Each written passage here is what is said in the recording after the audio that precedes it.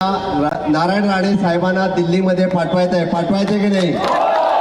महायुतीचा उमेदवार म्हणून नारायण राणे साहेबांची तिकीट डिक्लेअर झालेली आहे। या ठिकाणी शिवसेना, राष्ट्रवादी, बाकी सगळे महायुतीचे आघाडी पक्ष जोराने कामाला लागलेले आहेत। आता सावंत साहेबांनी सांगितलेले आहेत, दीपक केसरकर साहेब, बाकी सगळेजण या व्यासपीठावरती आहेत। भारतीय जनता पार्टीचे नेते, राष्ट्रवादीचे नेते, शिवसेनेचे नेते, मी परत एकदा सगळ्यांचं स्वागत करतो।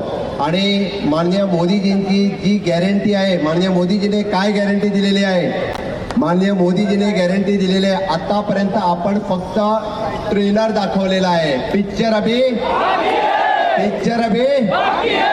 आपल्याला UCC लावायचा आहे, वन नेशन वन इलेक्शन करायचं आहे। आणि आपल्याला ज्याला आपण म्हणतोय की समान नागरिक कायदा असेल, वन नेशन वन इलेक्शन असेल, सबका साथ, सबका विकास, सबका विश्वास आणि सबका प्रयास, या धर्तीवरती परत एकदा महाराष्ट्रामध्ये महायुतीचं सरकार आणायचं आहे। त्याचसाठी आपल्याला नारायण राणे साहेबांना पहिल्या वेळी सिंधुदुर्ग आणि रत्नागिरीतनं कमळ फुलवायचं आहे। आणि मला वाटतं, मला खात्री आहे की निश्चितचरित्या मी सगळ्यांच्या वतीने परत एकदा राणे साहेबांना खूप खूप शुभेच्छा देतोय।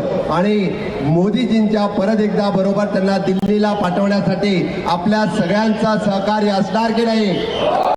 दोन्ही हात उचलून माझ्या बरोबर भारत माता की